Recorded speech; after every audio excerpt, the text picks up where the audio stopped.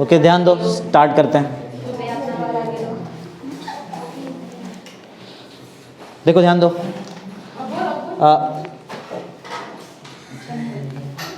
Question number 10 का question number 3 तक complete किया था हमने, याद है ना सबको? ओके, तो क्वेश्चन नंबर 10 बताओ क्या था, क्या किया था हमने क्वेश्चन नंबर 10 में?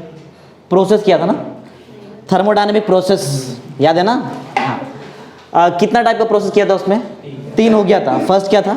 Isothermal, second adiabatic, third isobaric ना। अभी फोर्थ करते हैं। एक्चुअल में ये फोर्थ और फिफ्थ क्वेश्चन नंबर 10 का ही पार्ट है क्वेश्चन, लेकिन एग्जाम में अलग अलग आता है, आइसोकोरिक अलग आएगा, रिवर्सिबल अलग आएगा, ऐसा। तो चलो स्टार्ट करते हैं। याद, कल का याद है सब कुछ ना सबको? बोलो, याद है सब? ओके, तो चलो पहले थोड़ा बहुत देखते हैं तुमको कुछ याद है कि नहीं, उसके बाद स्टार्ट करते हैं। बताओ फर्स्ट लिमिटेशन ऑफ थर्मोडायनेमिक्स क्या है? लिमिटेशंस ऑफ थर्मोडायनेमिक्स फर्स्ट क्या था? It deals with macroscopic property. फिर सेकंड, टाइम फैक्टर पे डिपेंड नहीं करता है, और स्पीड ना, स्पीड पे भी डिपेंड नहीं करता है। Interested in initial and final state of the system, ये सब ऐसा कुछ था ना थर्ड। चलो ठीक है। हाँ, internal structure of atoms and molecules consider नहीं करते हैं, बहुत कुछ था उसमें, पाथ पे डिपेंडेंट नहीं है। हाँ चलो अभी स्टार्ट कर लेते हैं। आइसोकोरिक, देखो आइसो मतलब क्या होता है? Iso same. अभी आइसोकोरिक प्रोसेस मतलब क्या रहेगा? इसमें वॉल्यूम कांस्टेंट रहने वाला है। क्या कांस्टेंट रहेगा? ध्यान सुनो, ये पहले वाला खत्म हो गया, अभी आज यहाँ से हम लोग स्टार्ट करते हैं। आइसोकोरिक प्रोसेस मीन्स पूरा ट्रांजिशन में क्या कांस्टेंट रहेगा? बोलो, वॉल्यूम। समझा? Simple. The process in which the volume remains constant throughout the transition is called as isochoric process. Choric, CHORIC ना, बराबर? अरे बोलो, समझा है क्या?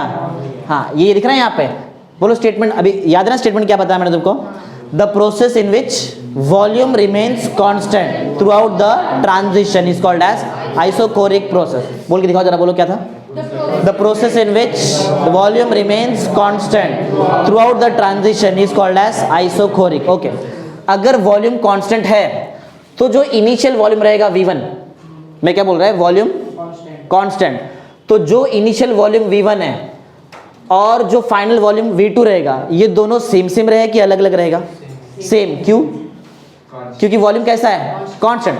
अगर वॉल्यूम कांस्टेंट है तो V1 का वैल्यू किससे मैच करेगा? V2। और अगर सेम सेम चीज को माइनस किए तो आंसर कितना आता है? 0। तो याद रहेगा आइसोकोरिक प्रोसेस के लिए किसका आंसर 0? डेल्टा V ना, change in volume. Delta V का आंसर कितना आएगा? बोलो, समझा है ना? अरे इतना भी हार्ड नहीं है, इजी इजी है बराबर। तो पॉइंट याद है तुमको? क्या बताया मैंने? बोलो, अरे रेस्पॉन्स ही नहीं देते कुछ भी। बोलो क्या था, बताओ point? The process in which the volume remains constant throughout the transition is called as isochoric process. Delta V का वैल्यू क्या होता है? 0। और फॉर्मूला क्या है डेल्टा V का? V2 minus V1। सिंपल है, इतना कुछ हार्ड नहीं है। चलो अब देखते हैं पॉइंट क्या पढ़ा हम लोगों ने, मतलब भी समझो, खाली जस्ट उसको याद करना नहीं है, पॉइंट भी समझो। मतलब क्या है? वॉल्यूम कैसा रहेगा? कांस्टेंट। चलो एक एग्जांपल लेते हैं। समझो हमारे पास एक क्लोज्ड वेसल है, क्लोज्ड वेसल, बंद पूरा, कुछ भी बाहर नहीं जा सकता है, क्लोज्ड वेसल है। वो क्लोज्ड वेसल के अंदर रिएक्शन हो रहा है। क्लोज्ड वेसल के अंदर क्या हो रहा है? तो कुछ भी चीज बाहर जाएगा क्या?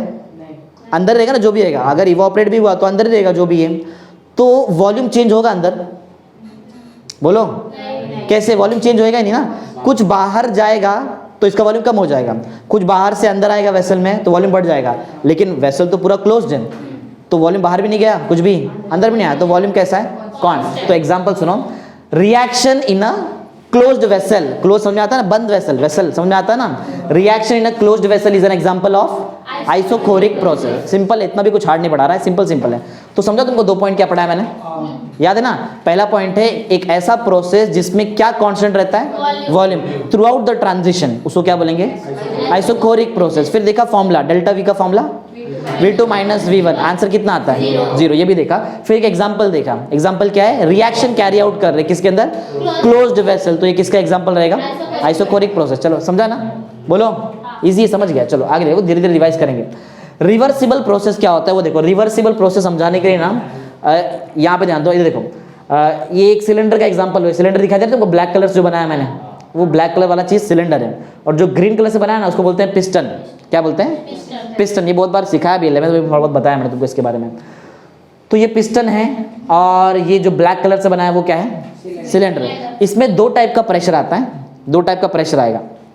देखो तो दो एक्चुअल में तुम्हारा प्रेशर का फॉर्मूला क्या होता है, बोलो प्रेशर का फॉर्मूला क्या होता है, फोर्स अपॉन एरिया ना, ऐसा मतलब इन शॉर्ट फोर्स के बारे में बात कर रहे हैं हम लोग। तो पिस्टन देखो यही सेम डायग्राम इधर भी है ना, ऐसा कुछ। अरे मेरा मतलब जस्ट तुमको ये डायग्राम बताने का, सिलेंडर बराबर और हमारे पास क्या रहेगा, एक पिस्टन बराबर, एक पिस्टन है ऐसा और ऐसा कुछ। दो टाइप का फोर्स रहता है, एक होता है ये अंदर से एक फोर्स लगेगा बराबर, अंदर जो भी चीज़ रिएक्शन वगैरह होगा अंदर से एक फोर्स। ये जो पिस्टन ना ये फ्रिक्शनलेस पिस्टन है। कैसा है, फ्रिक्शनलेस का मतलब क्या है, जब ये ऊपर नीचे ऐसा होएगा तो वहाँ पे कुछ फ्रिक्शन नहीं होने, गर्म नहीं होने वाला है बॉडी, समझा। फ्रिक्शन कैसे हीट प्रोड्यूस होता है ना, ध्यान देना सब लोग यहाँ पे, इधर देखो। तो फ्रिक्शन अगर रहेगा तो तुम्हारा ये जो सिलेंडर वो गर्म हो जाएगा, लेकिन पिस्टन कैसा है, फ्रिक्शन लेस, तो ये पिस्टन फ्रिक्शन नहीं देगा, और अगर फ्रिक्शन नहीं दिया तो तुम्हारा जो सिलेंडर है वो गर्म भी नहीं होने वाला है, मतलब टेम्परेचर चेंज नहीं होने वाला। सुनो पॉइंट सुनो। तो अंदर समझो कोई रिएक्शन हो रहा है, जैसे कि एक रिएक्शन यहाँ पे एक एग्जांपल लेते हैं। हाँ हमारे पास समझो अंदर H2O2 है, क्या है, क्या बोलते हैं H2O2 को, हाइड्रोजन परऑक्साइड बराबर। ये ब्रेक होता है, हाइड्रोजन परऑक्साइड ब्रेक हो जाता है बराबर। ये ब्रेक दो पार्ट में होता है, एक से बनता है H2O और दूसरा बनेगा ऑक्सीजन, लेकिन O नाम से कोई एग्जिस्ट नहीं होता है ना, क्या एग्जिस्ट होता है, O2 होता है ना। अगर O2 चाहिए बराबर तो तुमको यहाँ पे 2 यूज़ करना पड़ेगा, और 2 चेक करो, अभी चेक करो, 2 H2O अलग निकल गया, 2 O बचा, उससे O2 बन गया। हाँ अब सुनो, जब ये H2O2 था पहले H2O2 था, फिर एक्सपांड हो गया, क्या बना 2H2O, ये स्टीम रहेगा, मतलब गैस फॉर्म रहेगा, ऑक्सीजन भी क्या है गैस, तो ज़्यादा गैस हो गया ना। तो ये पिस्टन कहाँ जाएगा, नीचे आएगा कि ऊपर जाएगा, पहले H2O2 था तो बराबर रुका था वहाँ पे, फिर जब ये एक्सपांड हुआ, रिएक्शन हुआ, दो पार्ट हो गया ना यहाँ पे, ज़्यादा वॉल्यूम हो गया, तो तुम्हारा पिस्टन ऊपर जाएगा बराबर। तो पिस्टन को ऊपर कौन लेके जा रहा है, अंदर से एक फोर्स लेके जा रहा है ना, ये फोर्स को हम लोग बोलेंगे ड्राइविंग फोर्स, क्या बोलेंगे, जो उसको ऊपर लेके जा रहा है, ड्राइव करके ऊपर लेके जा रहा है बराबर। और ऊपर से एटमॉस्फेरिक प्रेशर है ना, एटमॉस्फेयर प्रेशर लगाता है ना 1 atm का, हाँ एटमॉस्फेरिक प्रेशर है, मतलब ऊपर से भी कोई तो फोर्स है, ये फोर्स ड्राइविंग फोर्स को अपोज कर रहा है ना, उसके अपोजिट डायरेक्शन में, तो ये फोर्स को बोलेंगे अपोजिंग फोर्स।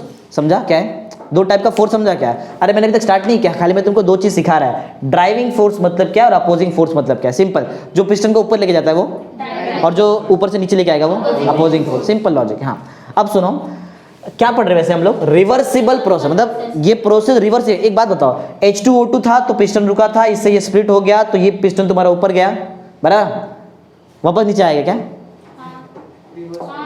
नहीं अभी इसके बारे में नहीं बात कर रहा मैं, इसकी बात कर रहा हूँ यहाँ पे, ये क्या वापस नीचे आएगा, कैसे नीचे आएगा, H2O2 से एक बार 2H2 और O2 बन गया ना, अब कैसे नीचे आएगा, अरे पिस्टन ऊपर जाएगा ना, रुक जाएगा ना, वहाँ पे वॉल्यूम बढ़ गया है, ये वापस कंबाइन हो कि वापस H2O2 बना तो पिस्टन नीचे आएगा ना। मैं थोड़ी बोल रहा कि ये कंबाइन होके बन रहा है, मैंने सिर्फ कितना बताया, H2O2 से H2O2 स्प्लिट होके क्या क्या बना है, कहाँ गया, H2O2 स्प्लिट होके H2 और बना, और क्या बना O2, तो जो तुम्हारा पिस्टन पहले नीचे था, अब वो पिस्टन कहाँ थोड़ा ऊपर चले गया, अब थोड़ी नीचे आएगा, वो ऊपर ही रहेगा ना, समझा।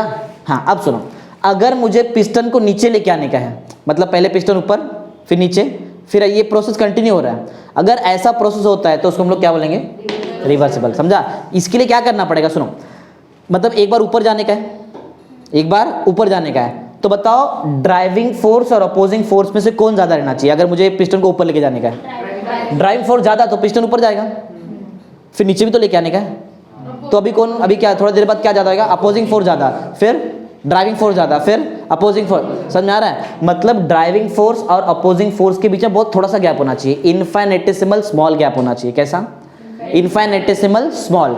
तो बहुत सिंपल सा पॉइंट है, the process in which driving force and opposing force differs by infinitesimal small value, right, that process is called as reversible process, समझा। फिर से सुनो, the process in which driving force and opposing force differs, मतलब दोनों के बीच में difference है, differs by कितना, क्या, infinitesimal small value, that process is called as, तभी तो वो ऊपर नीचे होगा ना पिस्टन। और एक्चुअल में ऐसा हो सकता है क्या, मतलब ये ऐसा पॉसिबल है क्या, मतलब एक बार कुछ भी अंदर डाल दिया फिर ऐसा ऐसा हो रहा है कंटिन्यूसली, ऐसा होता है, ऐसा नहीं पॉसिबल है, समझा। मतलब ये आइडियल प्रोसेस है, आइडियल का मतलब समझ में आता है, इमेजिनरी, समझा, ऐसा है। तो वो तो थर्ड पॉइंट है। पहला पॉइंट बताओ तुमको याद है क्या जो मैंने बताया, बोलो, वही लिखा है, देखो तुम्हारा फर्स्ट पॉइंट पढ़ो, फर्स्ट पॉइंट पढ़ो। It is the process in which driving force and opposing force differs from each other by infinitesimal. मतलब तो वही है ना जो मैंने बताया, बोलो समझा है क्या? याद रहेगा पॉइंट? याद रहेगा ना? बोलो जरा बिना देखे बोलो। It is the process in which driving and opposing force differs by infinitesimal small value. बोलने का सब लोग, नहीं तो नहीं याद होएगा। समझा ना सबको ये चीज? बोलो समझा है ना? पहले का याद है क्या वो? आइसोकोरिक याद है? बोलो क्या था बताओ आइसोरे? The process in which the volume remains constant throughout the transition is called as isochoric process. Delta V का formula?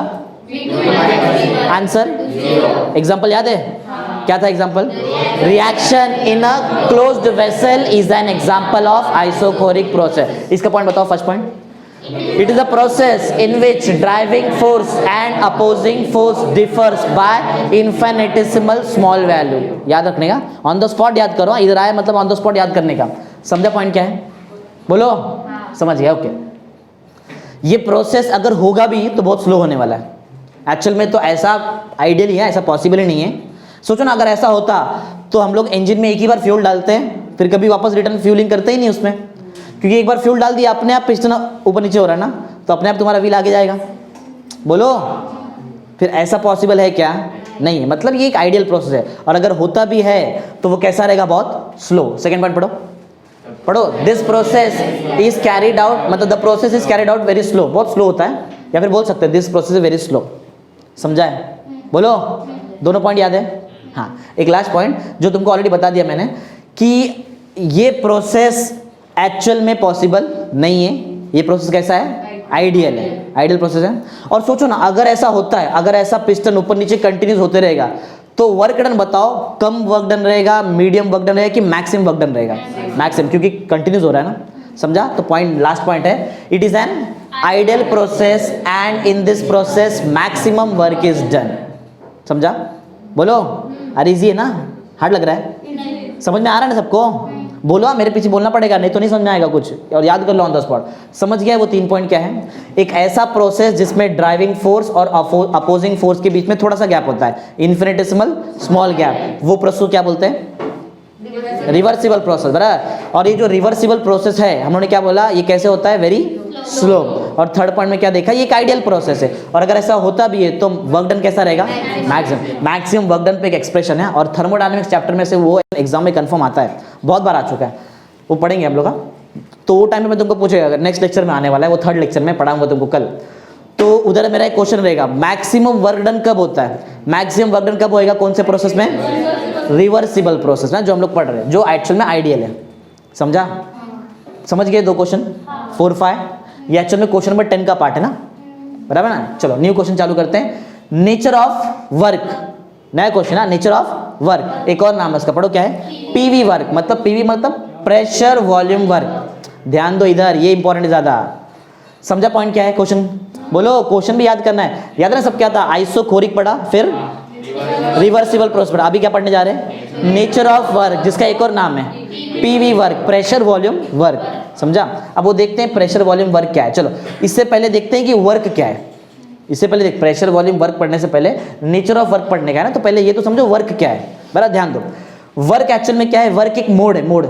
Work is a mode, एक मोड, एक रास्ता है जिससे क्या हो सकता है? सिस्टम सराउंडिंग से क्या कर सकता है? एनर्जी का एक्सचेंज कर सकता है। यहां पे ध्यान दो जरा, वर्क क्या है? Work is a mode by which system can exchange energy with the surrounding. समझो, एक बात समझो, अगर H2O2 से स्प्लिट होके H2O और O2 बना तो पिस्टन ऊपर गया। बताओ ये सिस्टम, मतलब ये दिख रहा है, ये इतना पार्ट तुम्हारे लिए सिस्टम है ना, ये पार्ट तुम्हारे लिए क्या है? सिस्टम है, या फिर बोल सकते हो ये पूरा पार्ट तुम्हारे लिए सिस्टम है, और इसको छोड़ दिया तो बाकी क्या रहता है? कल के लेक्चर में सिखाया था तुमको, जो चीज हम लोग स्टडी कर रहे हैं वो हमारे लिए क्या है? सिस्टम, और उसको छोड़ दिया तो बाकी सब। अब एक बात बताओ, पिस्टन ऊपर गया ना तो वर्क डन तो हो रहा है, वर्क डन हो रहा है ना। कौन वर्क डन कर रहा है? किस पे? क्या सिस्टम सराउंडिंग पे वर्क कर रहा है कि सराउंडिंग सिस्टम पे वर्क कर रहा है? बोलो। पिस्टन ऊपर गया ना तो सिस्टम ने पिस्टन को ऊपर भेजा ना, तो कौन किस पे वर्क कर रहा है? सिस्टम वर्क कर रहा है सराउंडिंग पे। अगर पिस्टन नीचे आता तो पिस्टन नीचे कौन लेके आ रहा है? सराउंडिंग नीचे लेके आ रहा है, मतलब कौन वर्क कर रहा है? सराउंडिंग वर्क कर रहा है सिस्टम पे। तो ये वर्क मतलब क्या है? ये एक मोड है एनर्जी का एक्सचेंज करने का ना। तो पॉइंट याद रखो, फर्स्ट पॉइंट क्या है? Work is a mode by which system exchanges energy with the, समझा पॉइंट ना? बोलो, क्लियर है ना? बोल सकते हैं, बोलो जरा क्या बताओ, पढ़ो। Work is a mode by which system can exchange energy with the surrounding. सब याद है ना जो पढ़ाया था पीछे? ठीक है, तो वर्क समझ में आगे क्या है? हाँ, अच्छा वर्क डन कब होएगा? सुनो, ऊपर से प्रेशर आ रहा है ना। अब बोले सर नहीं, प्रेशर है ना, एटमॉस्फेयर का प्रेशर होता है ना, कितना? 1 atm। ये प्रेशर चेंज हो रहा है क्या? कांस्टेंट ना। तो वर्क एक्चुअल में है क्या? वर्क जो वर्क पढ़े हम लोग, जो वर्क डन हम लोग पढ़ने वाले, नेचर ऑफ वर्क एक्चुअल में क्या है? ये एक टाइप का मोशन है ना, इट इज द, याद है पिस्टन का मोशन। पिस्टन का मोशन किसके अपोजिशन में? ये प्रेशर के अपोजिशन। पिस्टन ऊपर जा रहा है और प्रेशर ऐसा है ना, तो वर्क का एक और मतलब है, it is a motion against a constant external pressure. External क्यों बोल रहे हैं? बाहर से आ रहा है ना, समझा ना? और कांस्टेंट क्यों बोल रहे हैं? क्योंकि हमेशा 1 atm ही रहेगा। एटमॉस्फेरिक प्रेशर कितना होता है? 1 atm ही होता है। समझा पॉइंट क्या है? तो 2 पॉइंट तुमको याद है वर्क के बारे में? बोलो, याद है? बोलो, फर्स्ट पॉइंट क्या था? Work is a mode by which system exchanges energy with the surrounding. याद है ना सबको? फिर सेकंड पॉइंट भी हम लोगों ने पढ़ा, क्या है? It is the motion against a constant external pressure. Constant external pressure ना, बाहर से आ रहा है ना प्रेशर। बोलो, समझा है? क्लियर, याद है ना सब कुछ? तो वर्क का 2 पॉइंट हमने पढ़ लिया। अच्छा, वर्क डन का एक फॉर्मूला होता है, वर्क डन का फॉर्मूला होता है force into displacement. Work done का मैथ्स पढ़ा है ना, फिजिक्स में भी पढ़ा है ना? वर्क डन का फॉर्मूला क्या होता है? Force into displacement. अच्छा, नीचे से फोर्स लग रहा है और ये तुम्हारा पिस्टन यहां से कहां तक चले गया? यहां तक गया ना, तो इस यहाँ ये क्या है? ये डिस्प्लेसमेंट है, समझा? तो अगर मैं फोर्स को मल्टीप्लाई कर दूं डिस्प्लेसमेंट से तो मुझे क्या मिल जाएगा? तो वर्क डन का एक और डिफाइन है, बराबर? इट मतलब कौन? वर्क ना। It is the product, into मतलब क्या रहता है? प्रोडक्ट ना। It is the product of force and, ये भी पॉइंट है ना, it is the product of force and, समझा है ना? बोलो, इजी है, याद है? तीनों पॉइंट क्या है? बोलो, याद है ना? बताओ first point. Work is a mode by which system exchanges energy with the surrounding. Second point याद है? It is the motion against a constant external pressure. Third point याद है? अच्छा, नहीं लिखा है, ठीक है, तो समझ जाओ कांस्टेंट क्या रहेगा यहाँ पे। जरूरी नहीं है, अभी देखो ये वाला जो केस है, मैंने अब ये केस में हमारे लिए वो प्रेशर एक्सटर्नल है ना, बराबर? और ठीक है, एक्चुअल में तो वही होता है कांस्टेंट एक्सटर्नल, लेकिन जब सराउंडिंग वर्क करेगा ना तो वो इधर से आएगा ना, मतलब वो भी इसके अगेंस्ट वर्क करेगा ना, यहाँ के प्रेशर के अगेंस्ट।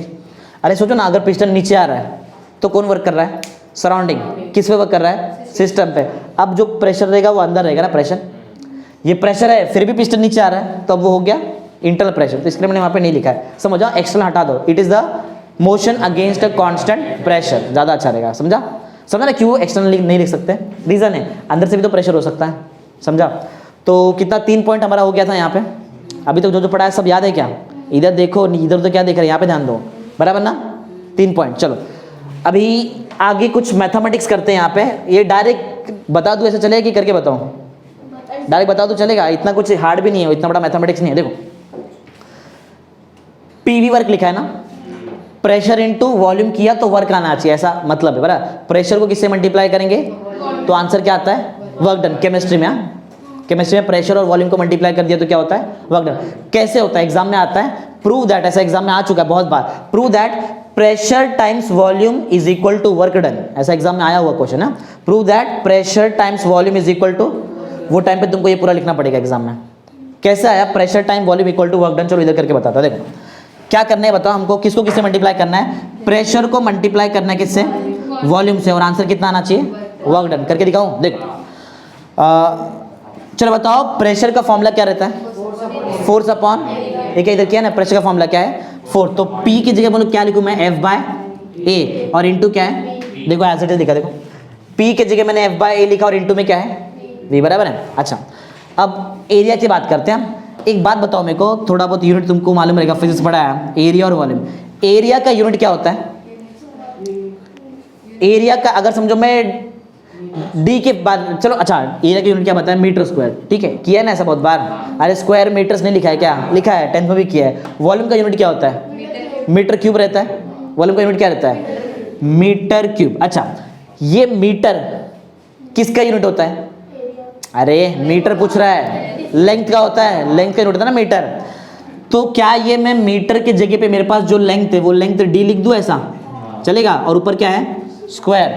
मीटर के जगह पे क्या लिख रहे हैं हम लोग, डी। डी समझ में आ रहा है क्या है, अरे पिस्टन जब नीचे से ऊपर गया तो उसने जितना भी डिस्टेंस कवर किया वो हमारे लिए डी है, समझा। देखो यहाँ पे लिखा भी है ना मैंने, पिस्टन यहाँ से यहाँ पे गया, तो मीटर के जगह पर हम लोग क्या लिख रहे थे, डी। तो ये क्या बन जाएगा, अच्छा तो बताओ एफ तो एज इट इज है, ए की जगह में क्या लिख सकता है, डी स्क्वायर, और वी के जगह क्या लिख सकता है, ये दिखाई दे रहा है तुमको, यही चीज मैंने यहाँ पे लिखा, देखो ए के जगह पे डी स्क्वायर लिखा है और वी के जगह पे, इतना तो आता रहेगा ना तुमको मैथ्स।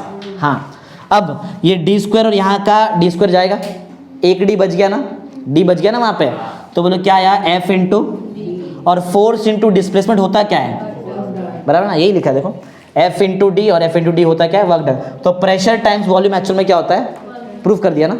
बोलो हार्ड नहीं है, इतना इजी है ना, याद हो जाना चाहिए। P इंटू वी लिखा, फिर P की जगह पे क्या लिखा, F बाय ए की जगह पे क्या लिखे वी डी स्क्वायर, और V की जगह पे D cube, D square cancel, एक डी बचा ना, F इंटू डी क्या होता है W ना। देखो यहाँ पे P इंटू वी का आंसर क्या रहता है W, याद रहेगा ना। हाँ बताओ P क्या था हमारे लिए, P क्या है प्रेशर, V क्या है, W क्या है, D क्या रहेगा D डिस्प्लेसमेंट, वो जो ऊपर गया ना, ये केस में डिस्टेंस डिस्प्लेसमेंट सेम सेम रहेगा ना, स्ट्रेट लाइन है ना, समझा ना। बोलो क्या कैसे किए हैं, बोलो क्लियर है अभी तक जो जो पढ़ा है। सबसे पहले क्या पढ़ा हम लोगों ने, आइसोकोरिक, फिर रिवर्सिबल प्रोसेस, फिर क्या पढ़ा, नेचर ऑफ वर्क, इसको एक और क्या बोलते हैं इसका नाम, पीवी वर्क का। पीवी वर्क अलग है और एक्सप्रेशन फॉर पीवी वर्क अलग है, ये एग्जाम में कंफ्यूज नहीं होने का। ये भी पीवी वर्क है, ये पीवी वर्क ये भी है, लेकिन ये पीवी वर्क का एक्सप्रेशन है, मैथमेटिकल एक्सप्रेशन, और ये सिंपल थियरी है उसका पीवी वर्क का। समझा क्या है क्वेश्चन, क्लियर है। तो अभी तक सब कुछ याद रहेगा तुमको जो जो पढ़ा है मैंने, बराबर है। तो बताओ आइसोकोरिक का डिफाइन क्या था, the process in which volume remains constant throughout the transition is called as isochoric process. Reversible process का डिफाइन बताओ, बोलो the process, it is a process in which driving and opposing force differs by infinitesimal small value, ये भी याद है। Work का define बताओ, work is a mode by which system exchanges energy with the surrounding. Work का दूसरा define बताओ, it is the motion against a constant pressure, external internal नहीं है, समझा। एक और डिफाइन वहां पे लिखा था, हाँ क्या किसका डिफाइन, वर्क डन का ना, वर्क डन मतलब इसका एक और define, it is defined as the product of force and displacement, ये 3 लिखा था ना, और बाकी तो समझ गया रहेगा तुम कैसे कैसे किया, इजी है। समझा 3 क्वेश्चन क्या किया हम लोग ने आज। चलो आगे पढ़ते हैं, नेक्स्ट पढ़ो क्या है, PV work in decomposition of H2O2। Already सिखा दिया ना तुमको H2O2 कैसे डिकम्पोज होता है, अरे ये क्या सिखाया ना तुमको अभी, H2O2 कैसे डिकम्पोज होता है बताओ। 2 पार्ट क्या क्या बनता है उससे, वाटर बनता है और क्या बनता है ऑक्सीजन ना। वो रिएक्शन करके बताओ क्या तुमको मैं, कि समझ गया है, ठीक है। चलो एक बार फिर भी देख लो, क्या है हमारे पास H2O2 है, नाम बताओ, हाइड्रोजन पर ऑक्साइड। मालूम है क्वेश्चन क्या पढ़ रहे हैं हम लोग, क्या पढ़ रहे हैं, decomposition, PV work in decomposition of H2O2, exam में आ सकता है, ये नया सिलेबस का नया पार्ट है बराबर। चलो तो H2O2 को मैं डिकम्पोज करता है, H2O2 बना किससे था मालूम है, वाटर और ऑक्सीजन से बना था। H2O2 किससे बना था, वाटर और, तो अगर इसको तोड़ेंगे तो क्या मिलेगा, वाटर और ऑक्सीजन, जो जिससे बना रहता है उसको तोड़ेंगे तो वही मिलता है ना।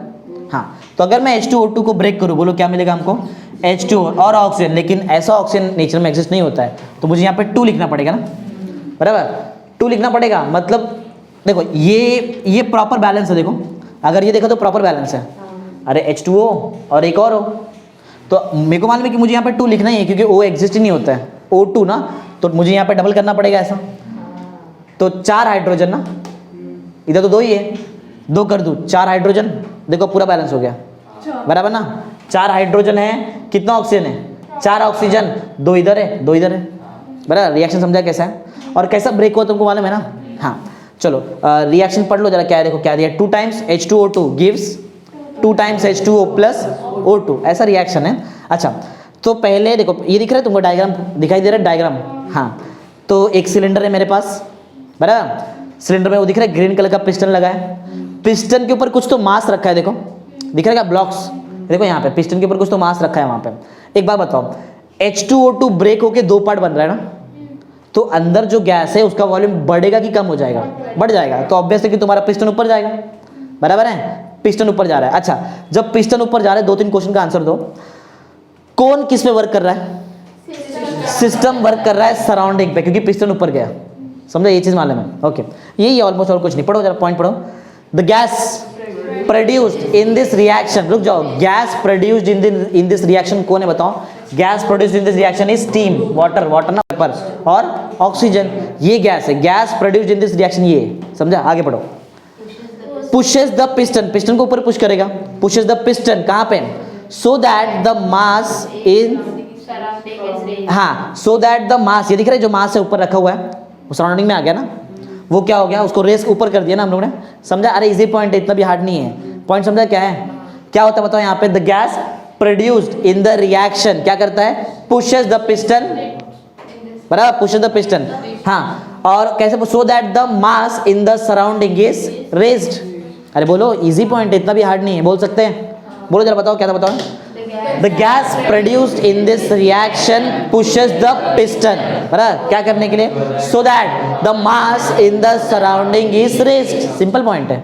हाँ, आगे नेक्स्ट पॉइंट, जब ये हम लोग मास को ऊपर लिफ्ट कर रहे हैं तो कोई तो वर्क कर रहा है, कौन वर्क कर रहा है? सिस्टम। किस पे वर्क कर रहा है? सराउंडिंग पे वर्क कर रहा है। वर्क कर रहा है मतलब कुछ तो एनर्जी का एक्सचेंज हो रहा है, कुछ तो एनर्जी का एक्सचेंज हो रहा है, उसके बारे में ये पॉइंट पढ़ो। Point number 2, in lifting the mass, mass को ऊपर लिफ्ट कर रहे हैं ना, ध्यान दो इधर, इन लिफ्टिंग द मास क्या होता है? System loses energy, system energy को लूज कर रहा है। कैसे मालूम पड़ा सिस्टम एनर्जी को लूज कर रहा है? जो इंसान, देखो सिंपल सा एग्जांपल है, समझो यहाँ पे एक बहुत बड़ा ब्लॉक रखा है, ब्लॉक है समझो ऐसा, और कोई समझो एक XYZ पर्सन है, वो ये ब्लॉक को एक जगह से उठा के कहीं दूसरी जगह पे लेके जा रहा है, तो किसका एनर्जी कम होने वाला है? ये पर्सन का ना, क्या ब्लॉक का एनर्जी कम होएगा? पर्सन का एनर्जी कम होएगा ना। तो वो ये जैसा यहाँ पे, जैसा ये केस है, वैसे बताओ यहाँ पे कौन वर्क कर रहा है? तो सिस्टम का एनर्जी कम होएगा ना, और किसका एनर्जी बढ़ेगा? क्योंकि सराउंडिंग में वर्क कर रहा है ना, समझा ना पॉइंट? वही पॉइंट है, पढ़ो और फिर से पढ़ो। In lifting the mass system loses energy, system का एनर्जी कम हो जाएगा, right? System loses energy to the surrounding, मतलब खुद लूज हुआ और सामने वाले को दे दिया एनर्जी, राइट ना? हाँ, और इसका एक और मतलब है, और it performs work on, it मतलब कौन? System perform work on the, समझे मतलब क्या है? अरे इजी है ना, याद रहेगा ना? बोलो क्या बताओ, पॉइंट बिना देखे बताओ। In lifting the mass system loses energy to the surrounding, और इसका एक और मतलब है, और किधर गया? हाँ, और it performs work on the surrounding, simple logic है। चलो तो आते हैं नेक्स्ट पॉइंट पे। एक बात बताओ, वो पिस्टन कैसा था? पिस्टन का एक प्रॉपर्टी बता दो, फ्रिक्शनलेस, मतलब हीट जनरेट होने वाला है क्या? नहीं ना, टेम्परेचर में कोई चेंज नहीं आने वाला है। तो वैसे ही अगर टेम्परेचर में कोई चेंज नहीं आता है, हीट का कोई ट्रांसफर नहीं हो रहा है, तो वो टाइम पे ऐसा बोल सकते हैं कि जो भी वर्क हुआ, देख रहे, work done by the system on the surrounding, system work कर रहा है किस पे? ये कब होएगा मालूम है? सिर्फ एक कंडीशन है, तभी होने वाला है जब हीट नहीं बनेगा, तो हीट प्रोड्यूस नहीं हो रहा है तो, और हीट कब प्रोड्यूस नहीं होएगा? जब फ्रिक्शनलेस रहेगा पिस्टन। तो अगर पिस्टन की वजह से फ्रिक्शन होता है तो हीट बनेगा, समझा? पढ़ो, बहुत इजी पॉइंट पढ़ो। With no heat being transferred, कोई हीट का ट्रांसफर अगर नहीं हुआ तो, with no heat being transferred क्या होने वाला है? The loss of energy by the system, system ने एनर्जी लूज किया था ना, हाँ, the loss of energy by the system is equal to the work done by the system on the surrounding, समझा? अरे जो एनर्जी सिस्टम ने loose किया था वो किसके बराबर रहेगा? Work done by the system on the surrounding, simple ना? वही तो लिखा है, दैट इज कौन सा टाइप का वर्क है ये? पीवी, प्रेशर टाइम्स वॉल्यूम ना, नीचे से प्रेशर रहेगा, वॉल्यूम बड़ा, pressure times volume is equal to work done. समझा पॉइंट है? थोड़ा थियोरेटिकल है, समझा रहेगा ना? बोलो, क्लियर है एकदम? याद है क्या यहाँ पे क्या हुआ था? द, बोलो, gas produced in the reaction क्या होता है, क्या करता है, क्या वो? Pushes the piston so that the mass in the surrounding raised ना, उसको ऊपर कर दिया। फिर हमने क्या पढ़ा, इन लिफ्टिंग द मास क्या करता है, क्या सिस्टम क्या करता है, system loses energy to the surrounding, that इसका मतलब क्या है, और it performs work on the surrounding. फिर देखा कि जो भी एनर्जी सिस्टम ने लूज किया था वो किसके बराबर है, work done by the system on the surrounding, समझा ना, राइट ना, दैट इज कौन सा टाइप का work, PV work, pressure times volume is equal to work, समझा। ऐसा ही सेम केस और एक करना है, दोनों में से एक क्वेश्चन एग्जाम में आने का चांसेस रहता है। तो अब थोड़ा उल्टा होने वाला है, देखो H2O2 एक ही गैस था, एक ही गैस है ना, ब्रेक हुआ तो क्या बन गया, डबल, दो हो गया ना, H2O भी बना और ऑक्सीजन भी बना, तो वॉल्यूम बढ़ गया और पिस्टन ऊपर। अब उल्टा होने वाला है। अब देखो, अब जो देखो फर्स्ट डायग्राम देखो, डायग्राम से समझ में आ जाएगा सब कुछ। अच्छा पहले क्वेश्चन तो पढ़ो, क्वेश्चन क्या है, PV work in reaction of कौन सा दो गैस है हमारे पास, अमोनिया, NH3O क्या बोलते हैं, अमोनिया, और HCl हाइड्रोजन क्लोराइड, बराबर ना। हाँ, तो ये दो गैस मेरे पास पहले से अंदर है, दो गैस है ना, ध्यान दो इधर, दो गैस है राइट, अमोनिया और क्या है, हाइड्रोजन क्लोराइड। अच्छा एक बात बताओ, ये 2 से 4 बने या कि 2 कंबाइन होकर एक बनने वाला है, 2 कंबाइन होकर एक होता है ना। हाँ, तो अमोनिया, चलो इधर करके दिखा दो, ध्यान दो, NH3 अमोनिया और HCl को अगर मैंने ऐड कर दिया तो बनता है अमोनियम क्लोराइड, क्या बनता है, कैसे, देखो NH3 पहले से है, NH3 पहले से, एक और H आ गया, बोलो कितना हो गया, 3 था पहले से, एक और H आ गया 4, क्या बचा, Cl अमोनियम क्लोराइड, सिंपल, समझा ना। हाँ, तो दो गैस से अब कितना गैस बन रहा है, एक, तो अब वॉल्यूम बढ़ेगा कि कम हो जाएगा, कम हो जाएगा ना। तो देखो पहले पिस्टन देखो किधर था, दिख रहा है, अमोनिया HCl तभी था तो पिस्टन यहाँ पे है, और जब अमोनिया और HCl से बन गया अमोनिया, ये सॉलिड फॉर्म में रहता है, अमोनियम क्लोराइड का स्टेट क्या रहता है, सॉलिड है, ये सॉलिड फॉर्म में, जब ये सॉलिड फॉर्म में आ जाएगा वो टाइम पे तुम्हारा पिस्टन नीचे, क्योंकि वॉल्यूम कम हो गया ना। अरे एक सॉलिड कम वॉल्यूम लेता है, गैस ज़्यादा वॉल्यूम लेता है ना, मालूम ना तुमको। हाँ, पढ़ते समझ गया रहेगा ना क्या है, अरे इजी है, इसका एकदम रिवर्स है, उल्टा, वहाँ पे H2O2 से H2O और O2 बना था ना, स्टीम बना था और ऑक्सीजन बना था, तो वॉल्यूम बढ़ गया। अब दो गैस से एक बन रहा था, वॉल्यूम कम, अब पिस्टन नीचे आएगा, रिएक्शन में होता है ना, बनता है, अगर गैस से गैस अगर समझो बना, कंप्रेस किया, कूल किया, लिक्विड और कंप्रेस कर दिया, सॉलिड बन गया, कूल के, समझा ना, होता है ना ऐसा। अरे मालूम है transition, solid liquid gas, gas liquid solid होता है ना, पढ़ा रहे ना बचपन में 4th स्टैंडर्ड में। हाँ चलो, तो हाँ पॉइंट पढ़ते हैं, समझा है ना तुमको, ये जो बताया मैंने डायग्राम समझा है। पहले कौन सा गैस था हमारे पास, अमोनिया और HCl, और दोनों कंबाइन होकर क्या बन गया, NH4Cl अमोनियम क्लोराइड ना, समझा, तो वॉल्यूम कम हो गया है। अच्छा एक दो क्वेश्चन का आंसर दो, किसका एनर्जी लूज हो रहा है, बोलो, सराउंडिंग का एनर्जी लूज होएगा कि सिस्टम का एनर्जी लूज होएगा, ये मालूम है कैसे मालूम पड़ता है, कौन किस पे वर्क कर रहा है उससे मालूम पड़ जाएगा। बोलो ये केस में कौन किस पे वर्क कर रहा है, सराउंडिंग वर्क कर रहा है सिस्टम पे, जो वर्क करता है उसका एनर्जी कम होता है, तो किसका एनर्जी कम होने वाला है, सिंपल लॉजिक है, समझा, सराउंडिंग की एनर्जी कम होएगा, सिस्टम का एनर्जी बढ़ेगा, उसका कम तो इसका बढ़ेगा ना, ऑब्वियस है। तो कौन किस पे वर्क कर रहा है, सराउंडिंग वर्क कर रहा है सिस्टम पे, बराबर, bye the surrounding on the system, ऐसा। चलो पढ़ते हैं, समझ गया लॉजिक, पढ़ो, एज द रिएक्शन, पढ़ो पॉइंट, थियरी पॉइंट पढ़ो, एज द रिएक्शन, अरे पढ़ो तो, एज द रिएक्शन प्रोग्रेस है, जैसे रिएक्शन आगे के जाएगा, the gases consumed and the volume, ठीक है, ये जो दो गैसेस है वो कंज्यूम हो जाएगा और वॉल्यूम अपने आप कम हो जाएगा, समझा पॉइंट, बोलो क्लियर है।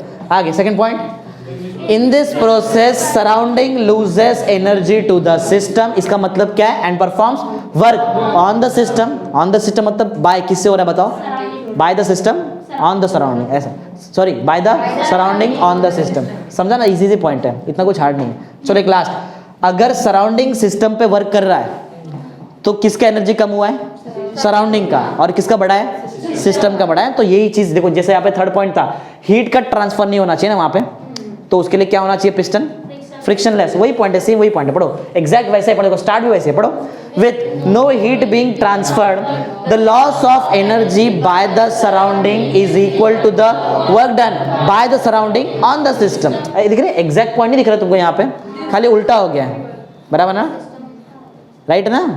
चलो तो समझ गया तुमको ये क्वेश्चन भी, बोलो समझा है क्या, सब याद है अभी तक जो पढ़ाया मैंने तुमको, नहीं याद है, याद है ना, बताओ आइसोकोरिक प्रोसेस का डिफाइन बताओ, the process in which the volume remains constant throughout the transition is called as isochoric process. फिर पढ़ा रिवर्सिबल, क्या होता है? The process in which driving force and opposing force differs by infinitesimal small value is called as, बोलो कौन सा process? Reversible process. फिर work done का डिफाइन पढ़ा, याद है? पहला डिफाइन बताओ। Work is a mode by which system exchanges energy with the second, it is the motion against constant pressure, बराबर। और थर्ड पॉइंट बताओ क्या था? Third, it is the product of force and displacement, याद है ना? चलो सब कुछ याद है, चलो। और ये याद है यहाँ पे वो, ये तो थियरी तुम लोग खुद से लिख देंगे ना। H2O2 पूरा रिएक्शन बताओ, पहले पूरा रिएक्शन बताओ क्या था? 2 times H2O2 gives 2 times H2O plus O2, right है? मेन की पॉइंट को अपन हाईलाइट करते हैं सिर्फ इसमें।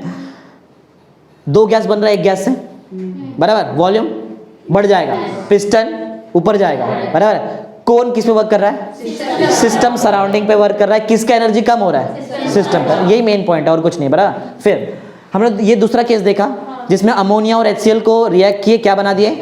Ammonium chloride NH4Cl। चलो कुछ पॉइंट्स का आंसर दो, कुछ क्वेश्चन का। पिस्टन ऊपर जा रहा है कि नीचे आ रहा है?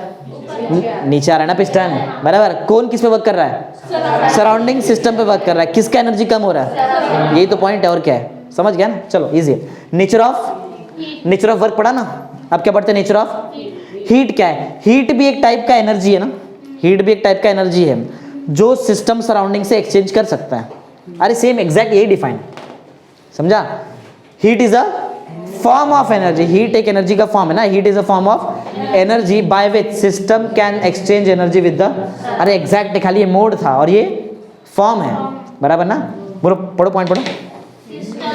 अरे पहला point, heat is a form of energy by which, यही पढ़ो, system exchanges energy with the, हाँ तुम लोग हंसा रहे हो और क्या, कुछ भी पढ़ लेते बीच में। पढ़ो, हाँ बस ज्यादा नहीं। व्हेन सिस्टम, ये पढ़ो second point, when system and surrounding are at, अच्छा एक बात बताओ, एक ध्यान दो यहाँ पे, देखो समझो, बस ज़्यादा नहीं, समझो एक ब्लॉक है जिसका टेम्परेचर है कुछ समझो 70 डिग्री सेल्सियस। हाँ, एक ब्लॉक का टेम्परेचर कितना है? 70। और इसके कांटेक्ट में मेरे पास एक और ब्लॉक है यहाँ पे जिसका ध्यान दो इधर, जिसका टेम्परेचर 35 डिग्री सेल्सियस है, बराबर है। बताओ क्या हीट का ट्रांसफर होएगा? बोलो, होने वाला क्या हीट का ट्रांसफर? बोलो। अच्छा, ये ब्लॉक नंबर 1 है, ये ब्लॉक नंबर 2 है। बोलो कौन सा ब्लॉक हीट किसको देगा?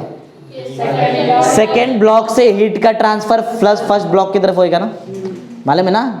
अरे हीट एक टाइप का एनर्जी है। एनर्जी कैसा होता है? Energy flows from higher potential to, ये पढ़ाया था 11th में मैंने तुमको, बराबर, समझा ना? अच्छा एक बात बताओ, अगर ये भी 70 डिग्री सेल्सियस हो गया तो यहाँ पे ध्यान दो तो भगा देगा अभी, याद रखो। दोनों का अगर टेम्परेचर सेम है तो क्या होगा बताओ? क्या अभी हीट का ट्रांसफर होने वाला है? नहीं। अभी अगर टेम्परेचर सेम है तो हीट का ट्रांसफर नहीं होएगा, और अगर टेम्परेचर डिफरेंस रहेगा तो ही होने वाला है ना। चलो वही सेकंड पॉइंट पढ़ो। When system and surrounding are at different temp, अगर सिस्टम का टेम्परेचर और सराउंडिंग का टेम्परेचर अलग अलग है तो हीट का ट्रांसफर होने वाला है ना। हाँ पढ़ो। The heat either flows from in or out ना, अरे अंदर भी आ सकता है हीट। सोचो अगर सराउंडिंग का टेम्परेचर ज़्यादा है, बराबर है, एक एग्जांपल लेते हैं, समझो सराउंडिंग टेम्परेचर अभी जैसे कि 25 डिग्री सेल्सियस, बराबर, 25 डिग्री सेल्सियस हमारा सराउंडिंग का टेम्परेचर है। इसमें हम लोग ने एक कप ऑफ टी रखा, टी का टेम्परेचर समझो कुछ 70 डिग्री सेल्सियस है कितना वहाँ पे? 24। समझो, इमेजिन करो सराउंडिंग टेम्परेचर कितना है? 24। बंद कर दो क्या? सराउंडिंग का टेम्परेचर कितना है? 24, और वो जो कप ऑफ टी उसका टेम्परेचर कितना है? 70 है। अब बताओ हीट का ट्रांसफर कहाँ से कहाँ होने वाला है?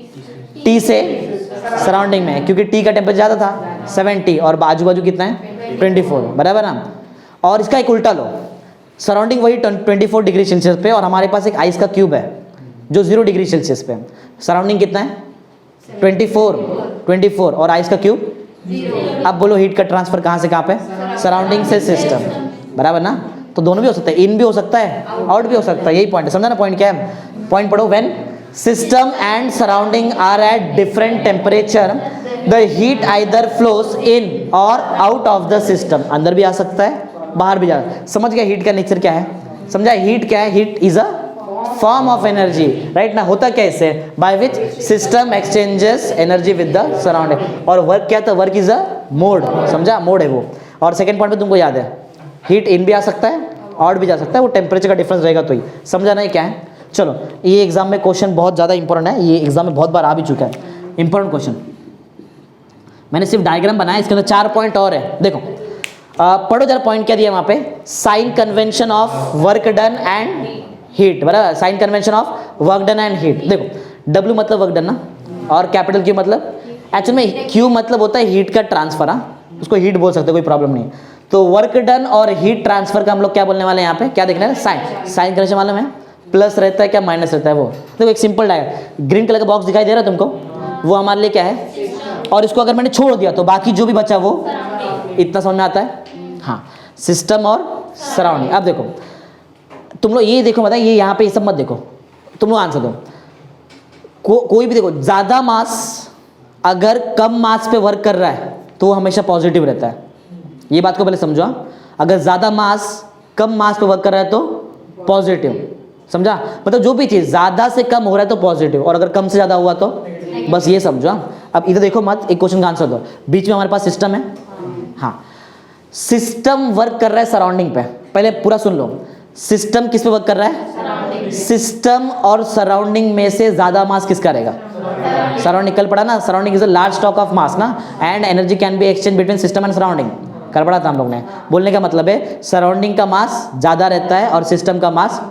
अब क्वेश्चन का आंसर दो, सिस्टम वर्क कर रहा है तो बताओ वर्क डन पॉजिटिव रहेगा कि नेगेटिव रहेगा, नेगेटिव। क्यों, छोटा मास बड़े मास पे वर्क कर रहा है, तो आंसर क्या आएगा, देखो सिस्टम, ये दिख रहा है सिस्टम, ये नीचे ला रहा है, देखो सिस्टम वर्क कर रहा है किस पे, तो मैंने लिखा है bye the system, bye the system का मतलब क्या है, सिस्टम वर्क कर रहा है, बट ऑब्वियसली कि वो किस पे वर्क करेगा, समझा ना पॉइंट।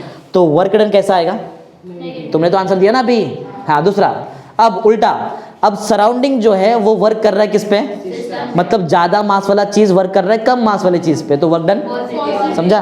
पढ़ो, ये दिख रहा है वर्क डन पॉजिटिव सर, ये दिख रहा है बाकी सब सराउंडिंग है ना, एरो अंदर जा रहा है ना, तो on the system, on the system मतलब कौन कर रहा है, bye the surrounding on the system ना, ना नहीं समझा, समझा रहेगा ना, इजी है। वर्क डन अगर सॉरी सिस्टम अगर वर्क डन करता है सराउंडिंग पे तो work done negative, system work done किया सराउंडिंग पे तो नेगेटिव ना, छोटा बड़ा ना ऐसा, और अगर सराउंडिंग ने वर्क डन किया सिस्टम पे तो पॉजिटिव। अब समझा, वर्क डन समझ गया, दोनों से पढ़ना है, क्यू भी पढ़ना है, हीट ट्रांसफर भी जरा समझो। देखो वही सेम लॉजिक है, अगर सराउंडिंग से हीट आ रहा है तुम्हारे सिस्टम में तो बताओ क्यू का आंसर पॉजिटिव कि नेगेटिव, पॉजिटिव। अरे सराउंडिंग से आ रहा है ना, जो भी चीज सराउंडिंग ने किया वो पॉजिटिव, वो वर्क डन किया तो भी वर्क डन पॉजिटिव, उसने हीट दिया तो भी हीट पॉजिटिव। तो देखो क्यू कैसा है, क्यू मतलब क्या, हीट, बराबर, हीट एब्जॉर्ब ना, हीट एब्जॉर्ब, समझ में आ रहा है क्या, अरे हीट एब्जॉर्ब करेगा सिस्टम तो कहां से एब्जॉर्ब करेगा, सराउंडिंग से एब्जॉर्ब करेगा ना, तो हीट अंदर आ रहा है, कहां से आ रहा है, किस में आ रहा है, तो अंदर आया ना, तो हीट कैसे है, पॉजिटिव, उल्टा। अच्छा अब अगर समझो हीट इवॉल्व हो रहा है, मतलब सिस्टम हीट दे रहा है किसको, तो बताओ हीट नेगेटिव ना, जो भी चीज सिस्टम करेगा वो नेगेटिव, जो भी चीज सराउंडिंग करेगा वो पॉजिटिव, यही लॉजिक है, समझ गया रहेगा ना। तुमको कुछ पॉइंट लिखना पड़ेगा, 4 पॉइंट है इसमें।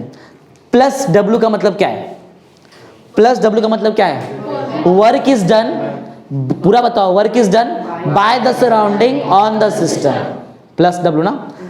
माइनस डब्ल्यू का मतलब क्या है, work is done by the system on the surrounding, समझा, ये 2 पॉइंट हो गया। पहला पॉइंट समझा, प्लस डब्ल्यू का आंसर लिखना है, मैंने लिखा नहीं है, तुम्हारा काम है वो। प्लस डब्ल्यू का मतलब क्या है, work is done by the system, bye the surrounding on the system, और माइनस डब्ल्यू का मतलब work is done by the system on the surrounding ना। चलो हीट का भी ऐसी है, बराबर ना।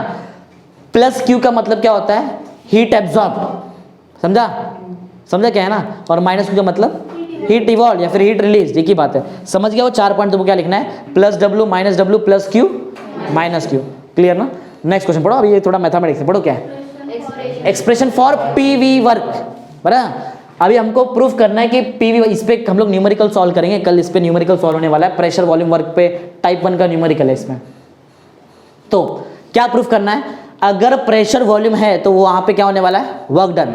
और वर्क डन वो तो पहले भी प्रूफ किया ना हमने, pressure times volume work done होता है, लेकिन कितना वर्क डन होता है वो निकालते हैं, उसका फॉर्मूला बनाते हैं, राइट। चलो पहला पॉइंट तुमको ऑलरेडी मालूम है, बताओ वर्क डन का डिफाइन क्या था। Work done is a mode by which system exchanges heat with the surrounding. अब जरा ध्यान दो, अब मैथमेटिक्स पूरा चालू हो रहा है, बहुत इंपॉर्टेंट। देखो ये दिख रहा है सिलेंडर, अंदर गैस है, बराबर। गैस का इनिशियल वॉल्यूम है V1, गैस का इनिशियल वॉल्यूम मतलब पहले गैस कितना था, इतना ही था, कितना, और पिस्टन तभी नीचे था यहाँ पे, समझा। पहले पिस्टन यहाँ पे था, तब गैस का वॉल्यूम कितना था V1, तब गैस का प्रेशर कितना था, चलो प्रेशर नहीं, प्रेशर तो वो इंटरनल प्रेशर, चलो P रहेगा ऐसा बोल सकते हैं, हाँ। तो V1 का मतलब समझा क्या है, बोलो क्या है V1, initial volume of gas, right.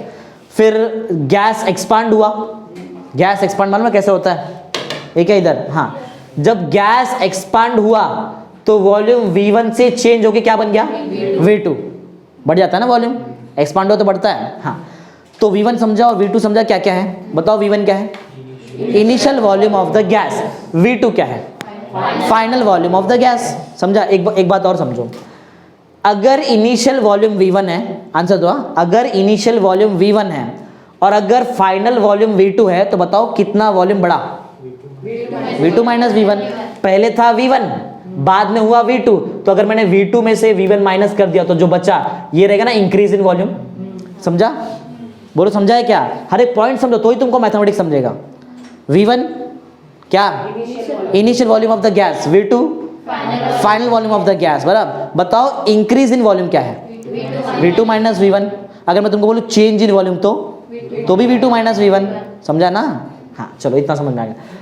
ये D क्या है, ये D है displacement.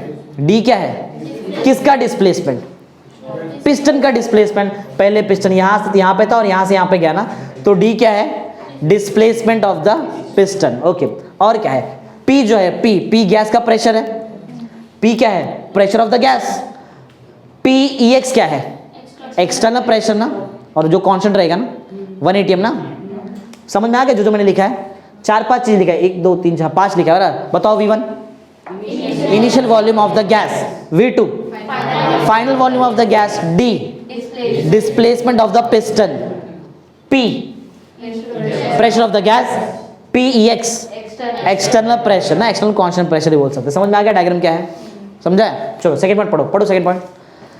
Consider a gas of volume, याद है ना पहले वॉल्यूम तो V1 ही था, आगे एनक्लोज्ड इन अ सिलेंडर के अंदर बंद करके रख दिया है, enclosed in a cylinder with a frictionless piston of area. ये जो पिस्टन है ना, पिस्टन, ये पिस्टन का एरिया कितना है, ए, याद रखो हाँ, थोड़ा मैथमेटिक्स में लगेगा ये। ए इज द, एक नया पैरामीटर, ए क्या है, A is the area of the piston, बराबर है, ध्यान दे रहे ना सब लोग यहाँ पे हैं, हाँ। सेकंड पॉइंट समझा है, अरे तो कंसीडर वाला पॉइंट है, कंसीडर अ गैस एनक्लोज्ड, हाँ, gas of volume V1 enclosed in a cylinder ना विद अ फ्रिक्शनलेस पिस्टन, अपने मन से बनाओ, right, frictionless piston of area A, easy है, इतना भी हार्ड नहीं। फिर अब गैस एक्सपांड होने वाला है, नाउ लेट द गैस में expand against constant external pressure. Gas expand हो रहा है लेकिन प्रेशर तो ऊपर से ही है ना, बोलो है ना ऊपर से प्रेशर, फिर भी तुम्हारा गैस एक्सपांड हो रहा है। पढ़ो, now let the gas may expand against a constant external pressure of PEX ना, external pressure कितने का है, PEX ना, against a constant external pressure of PEX। इतना समझा है क्या, सेकंड पॉइंट याद है, बोलो जरा बताओ क्या था second point. Consider a gas of volume V1 enclosed in a cylinder, right, with frictionless piston of area A, समझा ना। फिर नेक्स्ट वाला पॉइंट क्या था, now let the gas may expand against a constant external pressure of PEX। इतना तक पढ़ा है, आगे देखते हैं, चलो। हाँ एक बात बताओ, अगर तुम्हारा ये पिस्टन को ऊपर जाने का है तो ड्राइविंग फोर्स और अपोजिंग फोर्स में से बड़ा कौन रहेगा, क्योंकि पिस्टन ऊपर जा रहा है। अच्छा, वो जो तुम्हारा अपोजिंग फोर्स है वो कम रहेगा, बहुत ज्यादा कम रहेगा कि बहुत कम रहेगा, क्योंकि अगर बहुत ज्यादा कम रहेगा ना तो पिस्टन डायरेक्ट बाहर निकल जाएगा, ऐसा सोचो ना। अगर PEX और P दोनों में से P बहुत ज्यादा बड़ा है PEX से, तो तुम्हारा पिस्टन डायरेक्ट बाहर ही निकल जाएगा ना, समझा है। तो बोलने का मतलब है PEX को ज्यादा कम नहीं होना चाहिए, PEX और P के बीच में इन्फिनिटेसिमल स्मॉल गैप होना चाहिए। वो तो तभी, चलो वो तो रिवर्सिबल हो जाएगा, थोड़ा सा गैप होना चाहिए, थोड़ा सा गैप, तो ज़्यादा बड़ा गैप नहीं, थोड़ा सा गैप होना चाहिए जिससे तुम्हारा पिस्टन बाहर नहीं निकले, बराबर। पढ़ो, कहाँ तक पढ़े थे? हाँ, which is infinitesimal small as compare to that of pressure of gas. Pressure of gas क्या है? P। अरे P को क्या बोलते हैं? Pressure of gas. PEX क्या होता है? External. External pressure, pressure of gas से इन्फिनिटेसिमल स्मॉल होना चाहिए। समझा? कैसा होना चाहिए? समझा ना पॉइंट क्या है? तो कहां तक पढ़ लिया हम लोगों ने? यहां तक ना। Hence the piston undergoes a displacement of D। Easy है, 3 पॉइंट से मिलके पॉइंट बना है, याद रहेगा क्या है? बोलो बताओ, इसमें पहला क्या था? नाउ लेट द गैस में expand against a constant external pressure of PEX, right है, which is infinitesimally small as compare to that of pressure of gas, बराबर ना? समझा? अब क्या होएगा? डिस्प्लेसमेंट होने वाला है। Hence the piston undergoes a displacement of D। ध्यान तो दो, आधे में ही चलेगा ऐसा लग रहा है, ध्यान दो इधर। समझा पॉइंट थर्ड? बराबर है ना? तीनों पॉइंट याद है बराबर? क्या क्या बताया तुमको मैंने? बोलो, याद है? ओके, चलो अब तो मैथमेटिक्स से देखो, थोड़ा बहुत ही मैथमेटिक्स से, बाकी तो थियरी ऐसे ही समझा सकता है, इतना भी हार्ड नहीं केमिस्ट्री का। अच्छा, वर्क डन का फॉर्मूला क्या होता है? अभी तो प्रूफ किया था ना, F इंटू डी के जगह पे W लिखा था। तो वर्क डन जो है, वर्क डन का फॉर्मूला क्या होता है? Force into displacement. अच्छा, प्रेशर का बताओ फॉर्मूला क्या था? Force upon area. तो यहां से जरा फोर्स का आंसर, फोर्स ए इधर भेजो, P इंटू ए, मतलब मैं फोर्स के जगह पे प्रेशर इंटू एरिया लिख सकता है, बराबर ना? तो पहले मेरे पास वर्क डन का फॉर्मूला क्या है? अभी ऑन द स्पॉट याद करो, वर्क डन का फॉर्मूला क्या है? Force into area. और फोर्स के जगह हम लोग क्या लिखने वाले हैं? बोलो, प्रेशर इंटू एरिया, बराबर। तो मेरे पास पहले से, अच्छा फोर्स इंटू एरिया बोल दिया क्या? फोर्स इंटू डिस्प्लेसमेंट होता है ना वर्क डन। वर्क डन का फॉर्मूला क्या है? Force into displacement. और उसमें से फोर्स अकेले का फॉर्मूला क्या है? प्रेशर इंटू एरिया ना। अच्छा, ये कौन सा प्रेशर है वो भी सुन लो। वर्क डन कौन से प्रेशर के अगेंस्ट हो रहा है? PEX ना, एक्सटर्नल। तो मैं जो P लिखा है, ये P एक्चुअल में कौन सा प्रेशर है? एक्सटर्नल प्रेशर है, समझा? तो मैं फोर्स के जगह पे क्या लिखने वाला है? Pressure into area. और ये कौन सा वाला प्रेशर है बताओ? ये एक्सटर्नल प्रेशर और एरिया एज इट इज ना। बोलो, याद रहेगा? वर्क डन का फॉर्मूला बोलो, फोर्स इंटू डिस्प्लेसमेंट। फोर्स का formula external pressure into area. तो वही मैंने फोर्स के जगह, देखो फोर्स का फॉर्मूला क्या है? External pressure into area. देखो वर्क डन को W से डिनोट करते हैं, राइट ना? डिस्प्लेसमेंट को D से। फोर्स का आंसर क्या है? लिख दिया यहाँ पे, बराबर है ना? बोलो, राइट है। तो अभी तक याद है क्या क्या हुआ है? वर्क डन का formula force into displacement, force का formula external pressure into area. तो वर्क डन का अभी तक बताओ फॉर्मूला क्या बना है? PEX A into D। समझा है? बोलो, क्लियर एकदम सब कुछ ना? याद रखो। हाँ, ओके, चलो अभी देखते हैं। देखो फिर से, एरिया का यूनिट बताओ।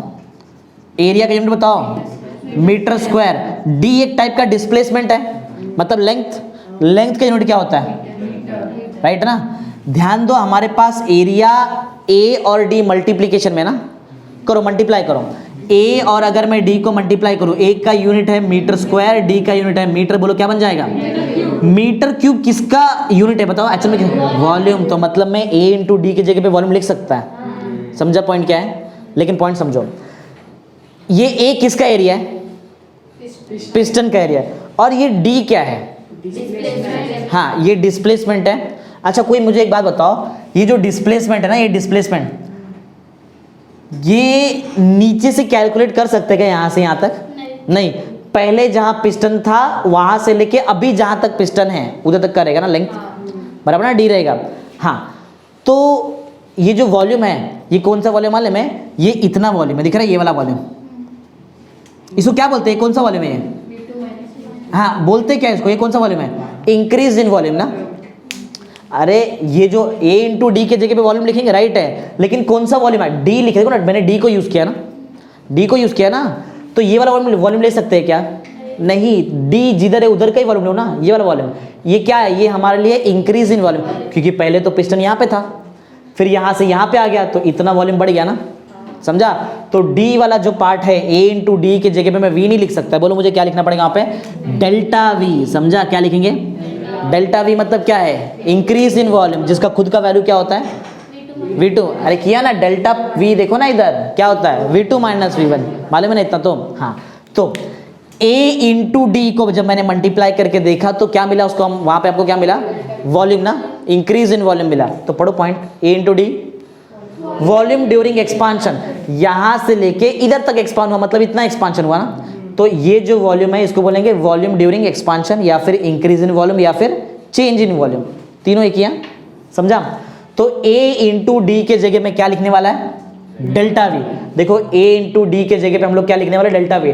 डेल्टा V को क्या लिख सकते हैं, V2 माइनस V1 भी लिख सकते हैं। तो मेरे पास जो इक्वेशन यहाँ पे था, इसमें चलो A इंटू डी का वैल्यू पुट कर दो, क्या पुट करेंगे, तो W एज इट इज है, P एक्सटर्नल भी एज इट इज है, A डी की जगह पे खाली क्या आ गया, इजी है, इतना हार्ड नहीं है, बहुत बड़ा मैथमेटिक्स नहीं है ये, समझा क्या किया है। फॉर्मूला याद है सब कुछ, बोलो वर्क डन का formula, force under displacement, force की जगह पे क्या लिखा था, P एक्सटर्नल इंटू A, तो W का आंसर क्या बना, वर्क डन का, वर्क डन का मेन आंसर क्या बना, P एक्सटर्नल A D, फिर A इंटू डी कितना मिला, डेल्टा V। तो बताओ अभी W का आंसर क्या है, P एक्सटर्नल डेल्टा V, बराबर है। हाँ चलो, तो यहां तक हम लोग आ गए, यहां पे दिख रहा है, यहां तक आ गए। चलो एक क्वेश्चन का आंसर दो, पिस्टन ऊपर जा रहा है ना, किसका एनर्जी लूज हो रहा है, system.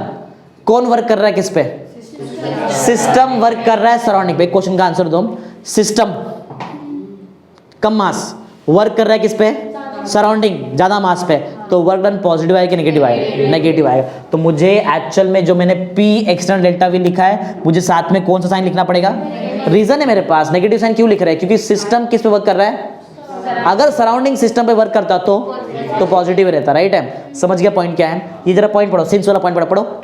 Since system is doing work on surrounding, work done रहेगा नेगेटिव, इसके लिए मुझे P external delta V change किस में हो जाएगा, minus P external delta V।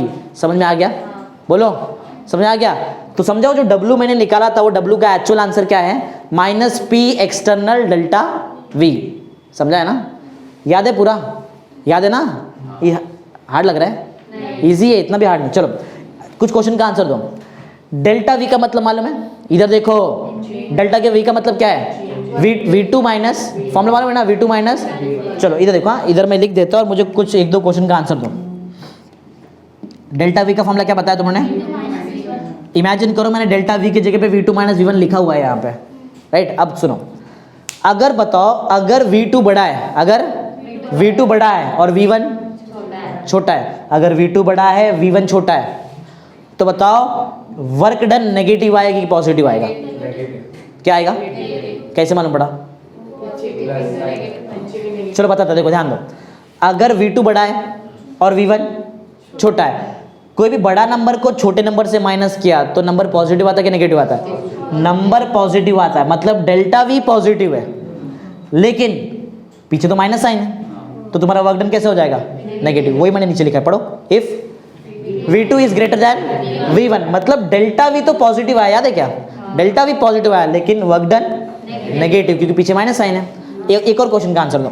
अगर V2 छोटा है और V1 बड़ा है, तो कोई भी छोटा नंबर को बड़े नंबर से माइनस करेंगे तो आंसर कैसे आता है, नेगेटिव ना, नेगेटिव आता है ना। तो डेल्टा V भी नेगेटिव और पीछे साइन भी, तो वर्क डन कैसा हो गया, समझा। तो वही है, नेक्स्ट पढ़ो, if V2 is less than V1, तुम्हारा डेल्टा V कैसे आएगा, बोलो ना, डेल्टा V कैसे आएगा, नेगेटिव ना, डेल्टा V नेगेटिव, लेकिन W पॉजिटिव ना, समझा, बोलो, क्लियर एकदम, ओके।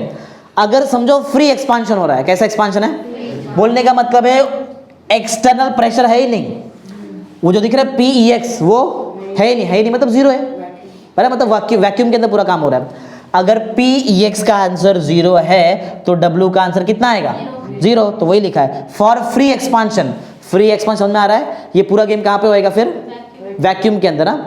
तो अगर फ्री एक्सपांशन है तो P एक्सटर्नल तो रहेगा ही नहीं, और अगर एक्सटर्नल प्रेशर है ही नहीं तो तुम्हारा वर्क डन का आंसर कितना आने वाला है, समझा।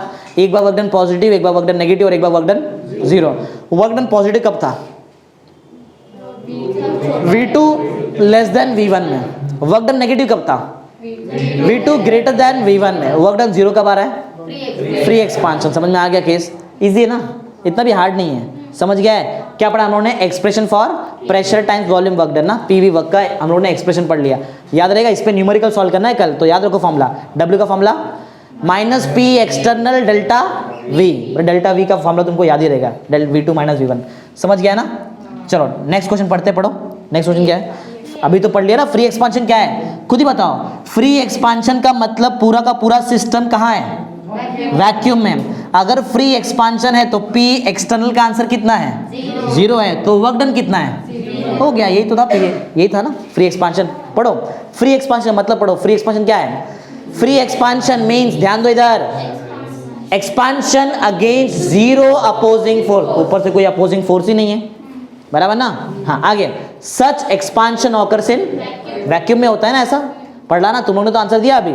हाँ अगर वैक्यूम में मतलब फ्री एक्सपांशन है तो क्या वर्क डन होता है, 0 होता है ना, मतलब नहीं होता है।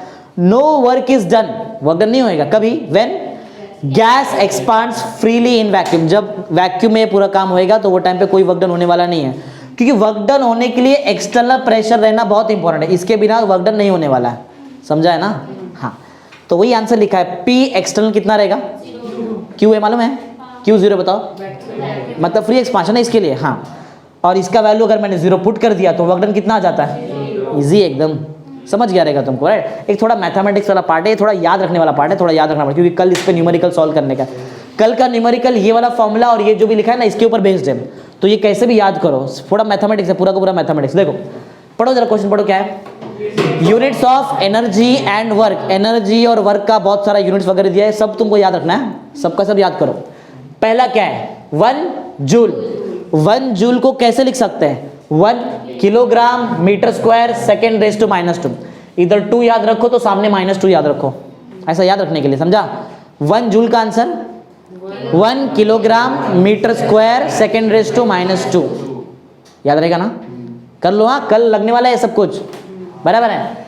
इसका ही सेम आंसर क्या है, 1 पास्कल मीटर क्यूब, पीए मतलब पास्कल और मीटर क्यूब, याद हो गया, याद हो गया क्या, बोलो 1 जूल का answer 1 kilogram metre square second raise to -2।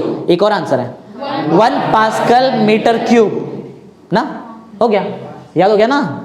Next, अब 1 पास्कल कितना होता है, 1 पास्कल को मैं लिख सकता है 1 kilogram metre raise to -1 second raise to -2, याद कैसे रखेंगे, इधर -1 तो इधर -2 और केजी इधर तो रहेगा ही, समझा। किसका आंसर है 1 पास्कल, 1 पास्कल का आंसर क्या होता है 1 KG metre raise to -1 second raise to -2। पहला याद है क्या, 1 जूल बताओ, 1 किलोग्राम मीटर रेज टू 2 और दूसरा सेकेंड रेज टू -2, उसका एक और आंसर है 1 पास्कल मीटर क्यूब। वापस बोलो जरा, वापस बोलो क्या था बताओ, 1 joule equal to 1 kilogram metre square second raise to -2 equal to 1 pascal metre cube, और जो अभी पढ़ाया मैंने तुमको 1 पास्कल का answer 1 kilogram metre raise to -1, metre raise to -1 और second raise to, direct double कर दो वहाँ पे, ये दो तो थोड़ा याद करना पड़ेगा, याद रखने वाला ही टॉपिक है। हाँ चलो ये वाला, ये तो एक्सप्रेशन तुमको याद है ना। हाँ प्रेशर को अगर हम लोग ने बार में लिखा है, प्रेशर का यूनिट बार भी होता है ना। हाँ प्रेशर को अगर मैंने बार में लिखा है और डेल्टा वी, वी मतलब वॉल्यूम ना, वॉल्यूम को मैंने डीएम क्यूब में लिखा है, समझा। अगर मैंने प्रेशर को किस में लिखा है, बार में, और वॉल्यूम को डीएम क्यूब में, तो वर्क डन का बताओ, ये प्रेशर बताओ कि इसका यूनिट क्या है, बार, और डेल्टा वी का यूनिट क्या है, मतलब यूनिट क्या है डीएम, बार डीएम क्यूब ना, तो बताओ डब्ल्यू का यूनिट क्या रहेगा, बार डीएम क्यूब ना। अरे जो आंसर रहता है वही यूनिट रहता है ना। हाँ तो पढ़ो जरा पॉइंट पढ़ो, in equation W is equal to -P external delta V if pressure is expressed in bar and delta V is expressed in dm cube, then work done has a unit of bar dm cube ना, work done किस में हो जाएगा, बार DM cube. चलो तो देखते हैं 1 बार, देखो 2 3 है यहाँ पे, सब ये याद रखना, यहाँ 1 2 3 सिर्फ 3 ही याद रखने का, ये 3 याद है, ये तो मैथमेटिक्स है। 3 या पहला याद है क्या तुमको, बोलो जरा, 1 जूल ना, 1 joule equal to 1 kilogram metre raise to metre square और सेकेंड रेज टू -2, एक और आगे 1 पास्कल मीटर क्यूब ना, ये 2 तो -2 ऐसे याद रखो, और नीचे -1 तो बाजू में -2। हाँ तो 1 पास्कल का answer 1 kilogram metre raise to -1 second raise to -2, बराबर। चलो एक नया पढ़ते हैं। 1 बार, इजी है, इतना भी हार्ड नहीं है। 1 बार होता है 10⁵ पास्कल। 1 बार कितना होता है? बस इतना ही, 3 ही याद करने का, आगे जो भी वो सब मैथमेटिक्स है वो याद नहीं करने का, सिर्फ 3 चीज़ें। ये फर्स्ट ये वाला याद रखो, ये सेकंड याद रखो और ये थर्ड याद रखो, बस समझा। 1 बार कितना पास्कल? 10⁵ पास्कल। ये तीनों याद है क्या तुमको? याद है क्या तीनों? ठीक है, चलो एक बार बता दो, बिना देखे बताओ, इधर देखो, बताओ 1 बार लास्ट वाला 10⁵ पास्कल, सेकंड वाला 1 पास्कल कितना, उल्टा पूछ रहा मैं तुमको, 1 pascal 1 kilogram metre raise to -1 second raise to -2, बराबर ना। पहला वाला बताओ 1 जूल कितना, 1 kilogram metre raise to -2 second, नहीं meter raise to 2 second raise to -2, और एक है 1 पास्कल मीटर रेस टू 3 ना, मीटर क्यूब, समझ गया? तीनों याद है। चलो अब इसके आगे तो मैथमेटिक्स है। देखो 10⁵ को मैंने एज इट इज लिखा है, बताओ 1 पास्कल कितना था? 1 पास्कल, पास्कल के जगह पे लिख सकते हैं KG metre raise to -1 second raise to -2, KG metre raise to -1 second raise to -2, समझा कैसे लिखा है? समझा ना? अब ये समझा नहीं, ये याद नहीं करने का है, समझा नहीं, ये तो बना के लिखा है हम लोग ने वहां पे। चलो ये एक्सप्रेशन पे जरा ध्यान दो, ये दिख रहा है, ये जो मैंने बनाया 1 बार का एक और आंसर है। देखो 1 बार का आंसर तुम लोग 10⁵ पास्कल लिख सकते हैं, तो 10⁵ को एज इट इज रखो, पास्कल के जगह पास्कल का यूनिट डालो, क्या है unit? KG metre raise to -1 second raise to -2। तो हमारे पास एक एक्सप्रेशन है, लेकिन हमको वर्क डन किस में मिल रहा था जरा बताओ? बार, डीएम क्यूब, बार है ना, क्या नहीं है? दोनों साइड डीएम क्यूब से मल्टीप्लाई करो। अगर मैं बार के साइड डीएम क्यूब से मल्टीप्लाई किया तो डीएम क्यूब आ जाएगा। इधर भी तुमको किससे मल्टीप्लाई करना पड़ेगा? DM cube. देखो डीएम क्यूब से, देखो ना ये वाला पार्ट तो पहले का ही है ना, अरे एज इट इज है, इधर भी डीएम क्यूब लाया, इधर भी डीएम क्यूब लेके आया, समझा? एक चीज और याद रखो, वो तो कन्वर्जन है, जरा ध्यान दो। 1 डीएम क्यूब होता है 10⁻³ मीटर क्यूब। 1 डीएम क्यूब कितना होता है? ये याद रख लो, सिंस 1 डीएम क्यूब कितना होता है? 10⁻³ समझो, 4 याद रख लिया, और क्या है? पर ये तो कन्वर्जन है जस्ट। तो मैं डीएम क्यूब के जगह पे क्या लिखा है बताओ? मैंने डीएम क्यूब के जगह पे क्या लिख दिया? 10⁻, क्यों लिखा? रीजन है मेरे पास, सुनो। ये डीएम क्यूब है और ये मीटर है, सॉल्व है क्या? अगर इसको मैंने मीटर बना दिया तो हो जाएगा ना, वही इसके लिए मैंने किया। तो डीएम क्यूब होता है 10⁻³ मीटर क्यूब, और बाजू में हमारे पास क्या है? हाँ, अब बताओ ये 5 और ये -3 कितना हो जाएगा? 2, तो 10⁻, ध्यान दो इधर, 10⁻5 और 10⁻³ क्या बन जाएगा? किलोग्राम एज इट इज है, second raise to -2 as it is है, 3 - 1 हो गया, समझा ना? हाँ, तो 1 डीएम क्यूब बार या फिर 1 बार डीएम क्यूब 10⁻² मतलब क्या? 10 का स्क्वायर कितना होता है? 100 जूल, इसको बोलते हैं जूल ना, अरे जूल है ये देखो, मिला क्या? मैच हो गया ना, समझा? तो क्या मालूम है क्या पढ़ा हम लोगों ने? 1 बार डीएम क्यूब का आंसर कितना आता है? 100 जूल। 5 याद कर लिया समझो, बराबर ना? याद है क्या सब? देखते याद है, बताओ first. 1 joule is equal to 1 kilogram metre square second -2, आगे 1 pascal metre cube second, 1 pascal is equal to 1 kilogram metre raise to -1 second raise to -2, बराबर है? फिर थर्ड वाला याद है क्या था? थर्ड बार ना, डीएम क्यूब नहीं, अच्छा ये इधर अभी बाकी आगे आ गया डीएम क्यूब। 1 बार कितना? 10⁵ पास्कल, पास्कल के जगह पे क्या लिख सकते हैं? Kilogram metre raise to -1 second raise to -2, समझा? दोनों साइड किससे मल्टीप्लाई किया? DM cube. एक डीएम क्यूब कितना मीटर क्यूब? 10⁻³ याद है ना, फोर्थ पढ़ना, इसको फोर्थ याद रखो। 1 डीएम क्यूब कितना मीटर क्यूब?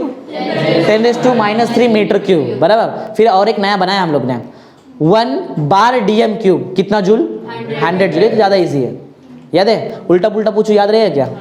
पूछो, बताओ 1 बार डीएम क्यूब कितना जूल? 100 जूल, बराबर है? 1 पास्कल कितना? 1 kilogram metre raise to -1 second raise to -2, बराबर है? 1 जूल का वो जो थर्ड वाला पार्ट था ना, वो बताओ। 1 पास्कल मीटर क्यूब, सेकेंड वाला बताओ। 1 kilogram metre raise to -2 second raise to -2, 1 DM cube कितना मीटर क्यूब? 10⁻³ metre cube. याद हो गया ना, समझ गया आज का बराबर। कुछ क्वेश्चन का आंसर, चलो अभी समझ गया ना पूरा A to Z। फटाफट एक बार रिकैप मारते फिर खत्म। देखो बताओ, आइसोकोरिक प्रोसेस का डिफाइन क्या था? The process in which the volume remains constant throughout the transition is called as isochoric process. Example बताओ। Example, reaction in a closed vessel ना, बराबर, is an example of isochoric. Reversal बताओ। It is the process in which driving and opposing force differs by infinitesimal small value, right है ना? कैसे होता है ये process? This process is very slow ना। और थर्ड पॉइंट क्या देखा? Ideal process. और उसमें एक और चीज बताया था, in this process maximum work is done. फिर पढ़ा हम लोगों ने नेचर ऑफ वर्क। वर्क क्या है? Work is a mode by which system exchanges energy with the surrounding, motion against constant external pressure. एक और था, याद है? Product of force and displacement, right है ना? पीवी का आंसर क्या होता है? W, बराबर। फिर पढ़ा हमने PV work in decomposition of H2O2। H2O2 break हुआ, क्या बनाया? 2H2O और O2। गैस का वॉल्यूम बढ़ा कि कम हो गया? बढ़ गया। पिस्टन ऊपर गया। किसने वर्क किया किस पे? इंग्लिश में बोलो। Bye the system on the surrounding, बराबर है। किसका मास कम, किसका एनर्जी कम हो गया? सिस्टम का एनर्जी कम हो गया। फिर पढ़ा हम लोगों ने अमोनिया और HCl को मिक्स किया, क्या बनाया? अमोनियम क्लोराइड, बराबर। आंसर दो। वॉल्यूम बढ़ा कि कम हो गया? कम हो गया। किसने वर्क किया किस पे? आंसर इंग्लिश में bye the surrounding on the system, बराबर है। ये हो गया। फिर क्या बताओ मेरे को, इसमें किसका एनर्जी डाउन हो गया? सराउंडिंग, क्योंकि उसने वर्क डन किया। ओके। फिर नेचर ऑफ हीट पढ़ा। हीट क्या है? फॉर्म ऑफ एनर्जी ना, बाय जो भी है सिस्टम सराउंडिंग से एक्सचेंज करता है एनर्जी, बराबर। फिर देखा कि अगर टेम्परेचर का डिफरेंस है तो ही हीट का ट्रांसफर होने वाला, नहीं तो नहीं होता है। फिर पढ़ा साइन कन्वेंशन। बताओ जरा, W प्लस W कभी रहता है? सिस्टम वर्क कर रहा है किस पे? राइट है? नहीं, सराउंडिंग वर्क कर रहा है सिस्टम पे, बराबर। बताओ, ये सराउंडिंग सिस्टम पे प्लस W आता है, माइनस W कभी आता है? जब सिस्टम सराउंडिंग पे वर्क डन कर रहा है। प्लस Q कब आता है? हीट एब्जॉर्ब के टाइम पे। हाँ, मतलब सिस्टम एब्जॉर्ब कर रहा है सराउंडिंग से। और माइनस Q कब आता है? हीट इवॉल्व, मतलब सिस्टम सराउंडिंग को हीट दे रहा है। चलो ये भी याद है। फिर पढ़ा एक्सप्रेशन फॉर पीवी वर्क, बराबर ना? वो वर्क डन का पहले डिफाइन है, याद है? सेकंड पॉइंट क्या था? Consider gas of volume V, किसमें? Enclosed in a cylinder. Volume V1 enclosed in a cylinder with frictionless piston ना, frictionless against frictionless piston of area A, बराबर। फिर पढ़ा नाउ लेट द गैस में expand against constant external pressure of PEX, बराबर ना? पढ़ा ना यहाँ तक? फिर पढ़ा which is infinitesimal small as compare to that of pressure of gas. इसकी वजह से क्या होने वाला है? पढ़ा ना? Hence a piston undergoes a displacement of D। फिर फॉर्मूला याद है? वर्क डन का फॉर्मूला, फोर्स का formula P external into A into D कितना आया? डेल्टा V, समझा?